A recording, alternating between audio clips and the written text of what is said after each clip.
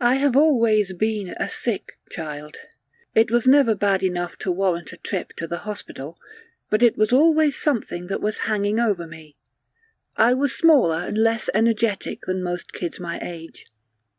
While they preferred to run around and play outside, I chose to stay inside and read. The slightest bit of activity was enough to exhaust me for days on end. It wasn't a bad life, but I can certainly see how it made me into the introverted person I am today. I took comfort in books, and I experienced the world through them. It wasn't until I turned 23 that I began to question myself. Everyone around me seemed to be getting married and settling down, but I wasn't. I had a few friends at work, but no one who I really hung out with in my free time. My family was gone.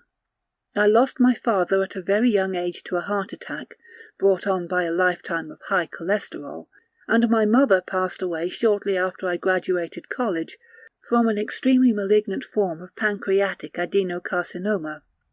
My mother clung on to life for a few weeks before her body shut down.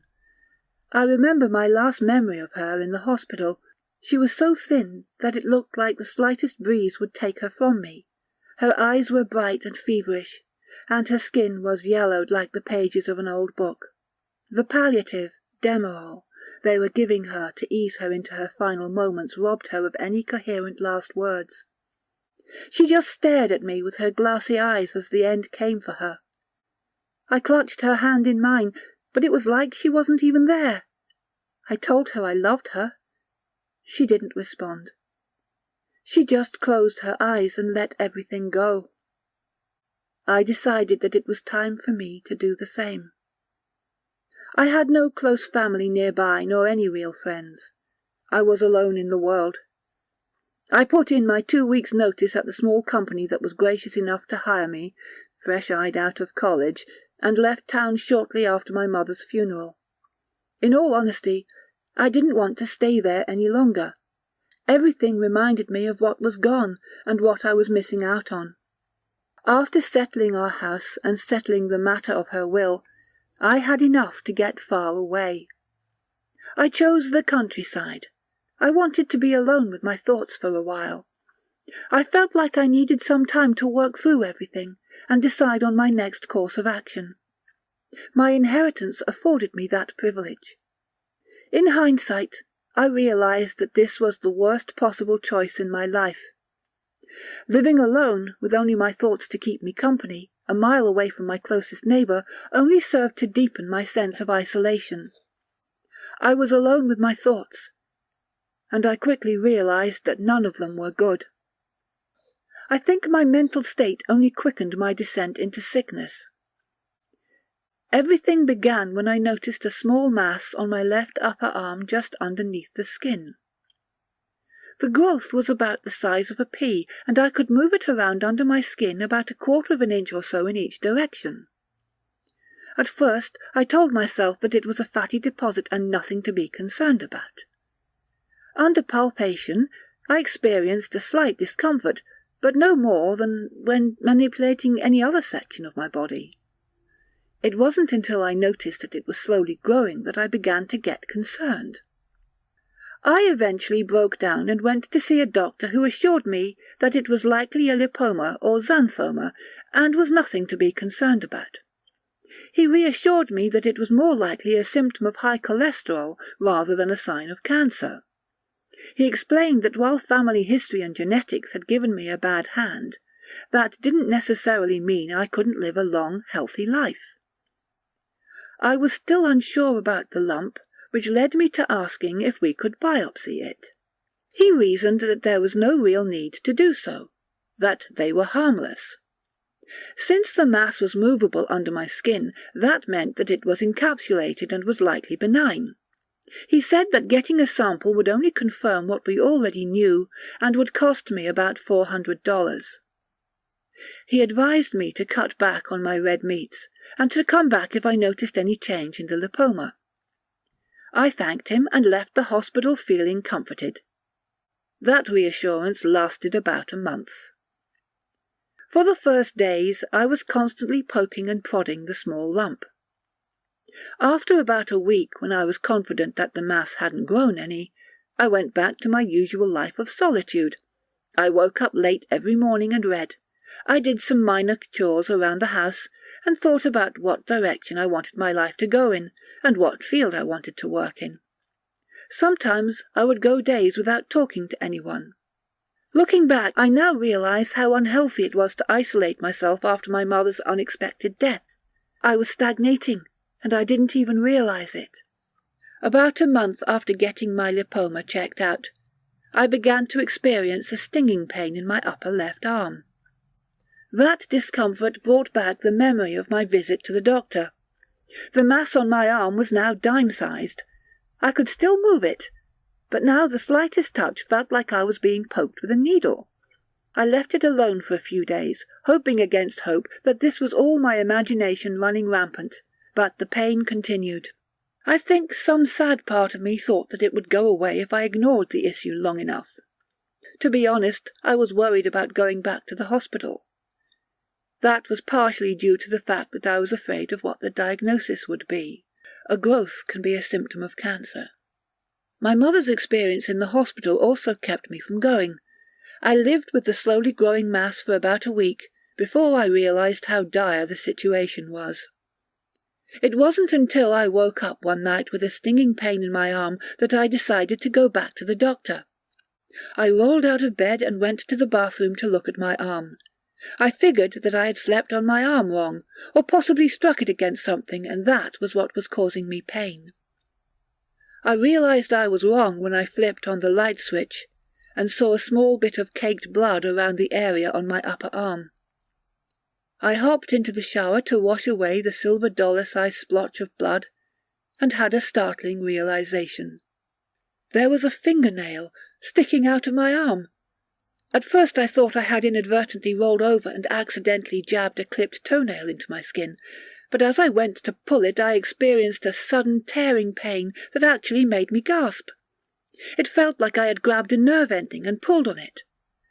I rinsed off the area and examined it. The nail appeared to be sticking out of my skin rather than piercing it. When I painfully shifted the lipoma, the nail wiggled and receded further into my skin as if it was part of the mass itself. I made up my mind then and there to go to the doctor first thing in the morning. At first the doctor tried to rationalize it the same way that I did. He said it was likely a lipoma and my constant worrying was just making it more pronounced. It wasn't until after I showed him the area that he began to take me seriously. He concluded that the skin ruptured outward instead of inwards, which meant that it had come from under my skin and poked out. I asked if he would excise the lump so we could examine it, and he agreed, due to possible risks of infection and identifying the cause for the growth. I turned down his offer for a general anesthetic. He tried to convince me that it would be easier with one, but I asked for a local anesthetic instead. I remembered my mother's final moments. Even if it was going to be a simple procedure, I didn't want to experience anything like that ever in my life. A part of me realized that it was my fear of being in the same situation as her that made me so stubborn about the anesthetics. After he explained the procedure to me and its risks, I followed him into an operating room, laid down on the table and waited for him to begin. I did my best to look away while he worked.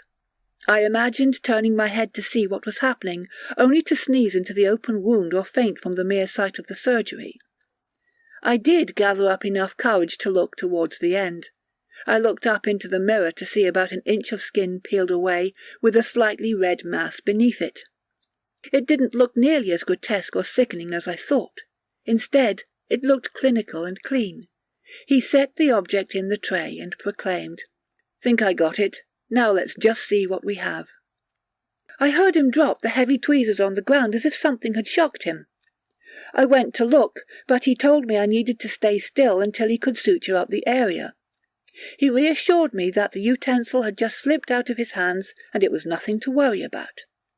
I waited for 10 agonizing minutes of uncertainty as he sutured the area and swabbed it down again with betadine. When he finished, I sat up and looked at what he had set in the tray. It was a greyish mass that was about the size of a misshapen marble. Through the antiseptic scent of the hospital, I smelled something like spoiled meat. I felt my stomach turn as the realization that this had been inside me and had just begun to rot. One end terminated in what looked like a fingernail that had broke through my skin. It wasn't until he asked me if I knew what the term fetus in fetu meant that I connected all the macabre pieces of the jigsaw. Fetus in fetu. A parasitic twin. We went into the examination room where the doctor explained what he thought was happening as he gave me a complete look-over. He posited that I had started off with a twin, but somewhere along the way I had absorbed my twin into my body. It had likely siphoned off nutrients, which explained my lethargic activity and smaller stature when I was younger. He assumed that the mass had been reabsorbed by my body over the years, and there was likely nothing left except the small piece we had just removed. However, as he palpated my back and his face turned cold, I knew that that was not what had happened. The doctor said he felt something just above my right kidney, and that exploratory surgery was necessary. He told me that the sooner they performed the procedure, the better. I agreed, and he asserted that I would need to be completely anaesthetized for the operation. It was then that I was forced to accept my worst fear. I would have to be sedated like my mother was. I tried to talk my way out of the situation, but my doctor explained that this was a life-threatening issue that needed to be resolved. I eventually relented and consented to the surgery. I spent a sleepless night in the hospital with my stomach growling at me the entire time. I prayed it was my stomach growling at not having eaten all day, rather than the partially formed fetus of my twin inside me. The anaesthetist arrived about an hour after I woke up and talked me through the process step by step. She put the needle in my arm and connected it to an IV bag. She asked me if I was ready, and I nodded, terrified about what was happening and horrified about my prognosis. She told me everything was going to be all right, and then hung the IV bag filled with saline, Ativan, and an anesthetic. My last coherent memory before going under was of my mother and her final moments. What happened next was the worst 5 hours of my life. I remember hearing music in my daze. At first I thought the surgery was over until I heard the surgeon talking over the music, asking for a retractor to hold the surgical area open. I had 2 horrifying thoughts in that moment. The first being that Nicki Minaj's Anaconda was one of the most discomforting songs to hear playing in an operating room. The second was that I was going to be conscious for the entire surgery. They had taped my eyelids so I couldn't see anything, but I heard everything.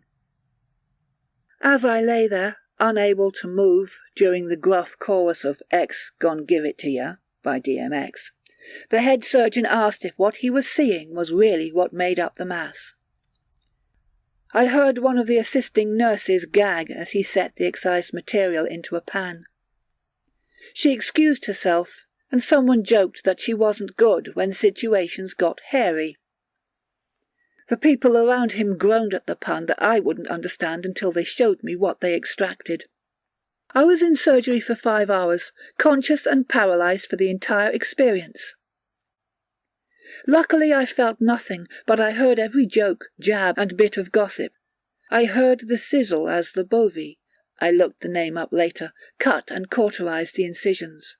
Those 300 minutes were the most excruciating moments of my life. It felt like I was on that table for an eternity, listening to music, puns, and the sound of my own operation. The worst part of it was the realization that I couldn't see what they were doing, and I had to imagine what was happening to me. My faculties returned a while after surgery. I didn't say anything to the attending nurse. I wanted to believe that what had happened hadn't actually occurred. The nurse was hesitant to show me what they removed, but I explained that I needed the closure. She told me the surgeon would show me when he gave me an update. I waited for 30 minutes, imagining the horror that they had removed from me before he arrived. He took me to the back room where he showed me the mass floating in formaldehyde. It was the size of a baseball and covered with hair, tiny teeth, and greying flesh. It looked like something pulled straight from John Carpenter's The Thing. He told me the surgery had been a success, and they had removed most of the growth. He reassured me when he noticed my concern by explaining that a small mass had fused to my spinal column in utero and that it would be dangerous to attempt to remove it. He explained that my body had walled it off and encapsulated it, and there was no danger. To attempt to remove it could have left me paralyzed from the waist down. I thanked him and recuperated in the hospital for a few days until I was able to go home. As soon as I got home, I looked into the mirror. There was a small line of stitches on my stomach and a divot on my back where they had removed my parasitic twin. I just wanted to put everything behind me and forget about what I had growing and rotting inside me. I wanted to forget about what I remembered from the surgery. I failed on both of those fronts. I spent the next hospital in a chemical daze. The doctors prescribed me OxyContin for the pain. At first I was hesitant to take it, given my history, but the pain soon forced my hand. To be honest, it was pleasant. It felt like a ball of warmth at the centre of my core that spread throughout my body 30 minutes after I took a dose.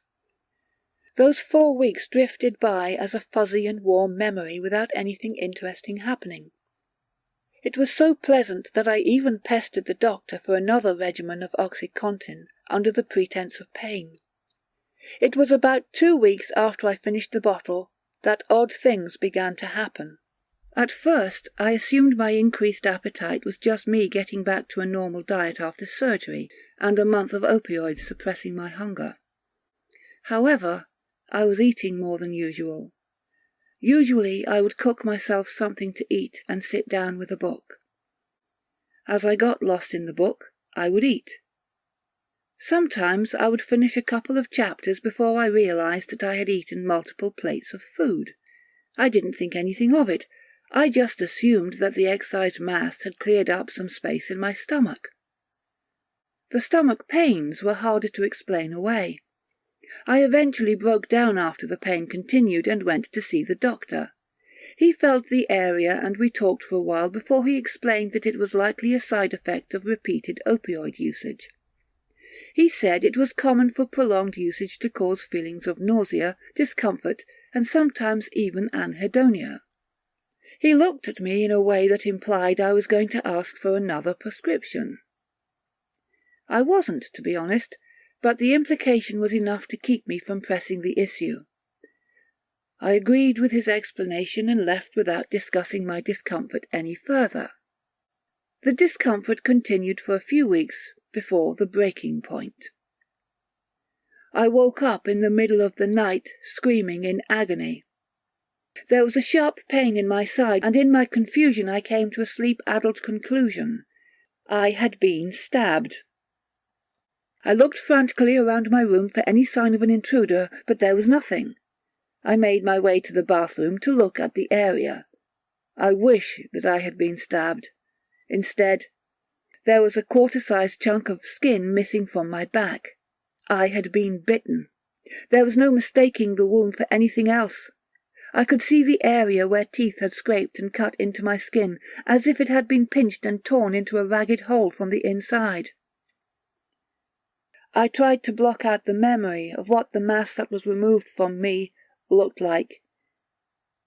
It was an amalgamation of hair, greying flesh, and teeth. I won't lie. I had a complete mental breakdown when I connected all of the dots. I curled up in the fetal position and began to weep uncontrollably. It was too much. A recurring thought bounced around my head like butterflies in the stomach. Why me? I started to have a panic attack on the cold tile of the floor. Why me? I began hyperventilating and couldn't catch my breath. Why me? I think I went crazy at that point, because the next thing I heard was, "It's okay. We're going to be okay." I looked around, half expecting someone to be in the bathroom with me, but no one was there. It wasn't until the voice repeated those words that I realized where it was coming from. It was coming from the hole in my back. Whatever was inside me was talking to me. I got up. I had to go to the hospital. I was having a psychotic episode and likely suffering from another mass. As I headed toward the door, it spoke again, its voice no louder than the wheezing of a respirator. "Don't go! They hurt me!" I don't know why I responded. If I had to guess, I would blame it on the ridiculousness of the situation and my complete mental breakdown moments earlier. Something was growing inside me like a creature from Alien that could talk. I should have sprinted to the nearest hospital screaming. But instead I spoke in a shaky, uncertain voice. "I have to. You're hurting me. If I don't, you might even kill me." "What if I didn't? I can shift while I grow. I can make it so it doesn't hurt until I'm ready, and then we can work together to make it as painless as possible, so we both can live." "Ready for what?" "Until I'm strong enough to leave your body. Right now I'm not strong enough to survive outside you. I just need you to sustain me for a few months. Please. They'll kill me at the hospital. Brother, I can be your friend. I want to be with you. I don't want you to be lonely.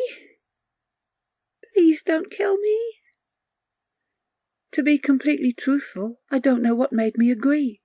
I can only try to explain my mindset at the time. I had just had the worst experience of my life in a surgery room. If I had it my way, I would never return to a hospital ever again. I didn't want another repeat of what happened to me the first time occurring again. I also didn't want to relive the memories of my mother's glassy stare as I held her hand and waited for her to die. The thing growing inside me had promised it wouldn't hurt me. I don't know, but listening to that quiet tone was reassuring. It spoke in a way that reminded me of dogs whimpering and babies crying. The voice sounded weak and scared. I promised that I wouldn't go to the doctors. I think those reasons were what made me agree to the stupidest decision I have ever made in my life. The first few days were the most awkward moments I have ever experienced in my life. Every now and then I would feel it shifting inside me and apologizing when it moved in a way that brought me discomfort. It explained that the surgery had only mangled it. It would need some time to heal and grow as it was still in the fetal stage and could produce fetal stem cells to regenerate. It held up its promise, and the pain I had been experiencing for weeks went away. A large part of me was still driven to go to the doctor and have my parasitic twin removed. I think the only thing preventing me from doing that was how frightened the voice sounded, and the realization that I would be murdering a living, breathing person. It wasn't until dinner one night that I felt any real sense of connection with it. I had just sat down to have a cheap microwave dinner when the voice spoke. "What are you doing?" I was taken aback, as it had previously only spoken when it was apologizing for shifting. I responded that I was eating and reading a short story. We Can Remember It For You Wholesale from an anthology.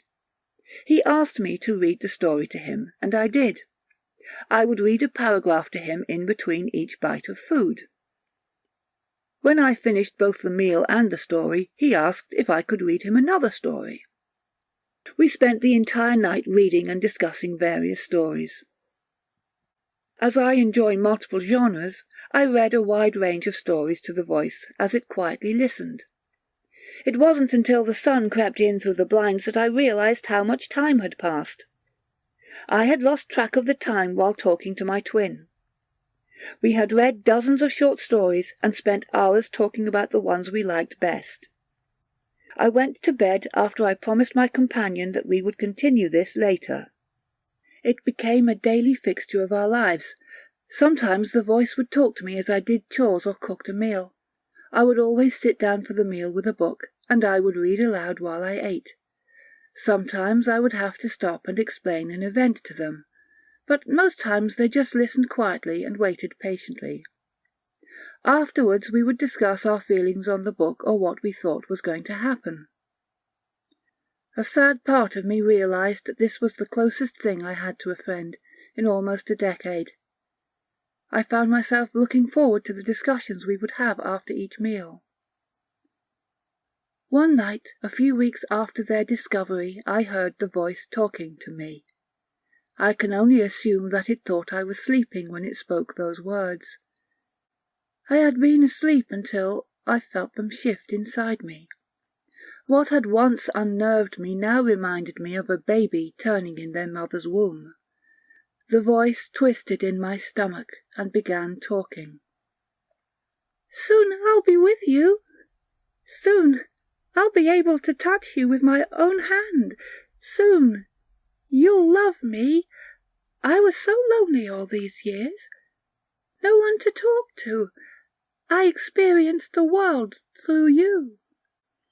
Now I want to experience the world with you. I want to feel the sun on my skin and the wind in my hair. I want to be by your side." I kept those words to myself. A sad part of me realized that I now wanted the same thing. I wanted to be able to look at them while we talked. I wanted to take them outside and show them the world. I wanted a friend. Those words filled me with a warmth similar to OxyContin and made me realize how lonely and depressed I had actually been up to that point. I had no one I could talk to, no one I could relate to. Now, I had a friend. Those words were lies. Subterfuge to convince me that it actually cared about me and make me suffer through the growing pains. The veneer of fraternity and friendship sloughed off to reveal the decay underneath. I woke up early one morning to find that the owner of the voice had gone still inside me. It was asleep. I quietly made my way into the bathroom to do my morning duties when a macabre whim drove me to look at my back. The small hole in my back had almost quadrupled in size since it first spoke to me. I had treated and disinfected the fistula in the hopes that I could slide them out of the canal when they were strong enough to survive outside me. Through the fistula, I caught my first glimpse of my twin as it slept inside me. It is not my twin. It's not even human. It has multiple eyes on its face that look more like a fly than a human. It is still in the process of development, and in the 30 or so holes that pocked its face, only a dozen were filled with actual eyes. Its skin is cracked, mottled and grey like maggoty pork, with tiny hair-like cilia breaking through its body. The thing's mouth looks like a lamprey eel, a concentric circle of needle-sharp teeth with a grotesque, sucking appendage in the centre. I stared in horror for a few minutes before I realized that it was starting to stir. I moved away from the mirror and did my business before it could fully wake up. I left the bathroom knowing that the thing was not to be trusted. It had grown faster than any organism should. In a few weeks, it went from the size of a softball to the size of a watermelon. It has swollen like a cancer inside of me, and only now do I realize how thin I've actually become due to it siphoning off my nutrients. I don't know where I contracted this thing. It isn't an absorbed fetal twin. It's a parasitic entity growing within me, looking to be birthed into this world so it can infect others and perpetuate the cycle. It'll find the weak-willed, the weary, the wretched, and it will take advantage of them. It'll promise them false friendship and hollow hope as it incubates inside them. It is not human. It is nightmare incarnate. How else could it regrow so quickly after being torn out of me by doctors? The growth they removed was a bud likely ejected to seed another part of my body. I can now feel dozens of other lumps on my arms, legs, and groin. Embryos in development. I am a hive. Now its every movement sends waves of agony through me. It is strong enough to survive on its own, and it doesn't need its wretched host any more. I try to hide the pain for fear that it'll realize how much of an advantage it actually has now. I know that the time of parturition is soon upon us, and there is only one choice left. It will likely kill me on its way out to prevent me from trying to stop it. It is too late to go to the hospital. I am beyond help. The creature will realize what I am trying to do and stop me. It will either twist and constrict my spine, leaving me as a paralyzed nest for it, or simply debilitate me with pain until I can't move. Both are less than pleasant options. Even if I could make it to the hospital to remove them, what's to stop the host from casting off more migrating buds to grow into these fiendish things? It wants out, and I can't allow that. I have my own option. The thing likely won't see it coming until it's too late. On to why I'm writing this. I always wanted to write. I spent so much of my life reading that this seems like a logical progression. I don't know if that's irony or that it's just the fumes from the gasoline I poured around the house that have now soaked into the rug, coated the walls and furniture. Getting to me, but it seems comical that the only piece I write is basically my suicide note. I have to share this story before I strike the match. I can feel it stirring inside me as the fumes permeate the house, unaware of what I'm planning. This thing. It breathes. It bleeds. It breeds. And soon it'll burn. We'll burn.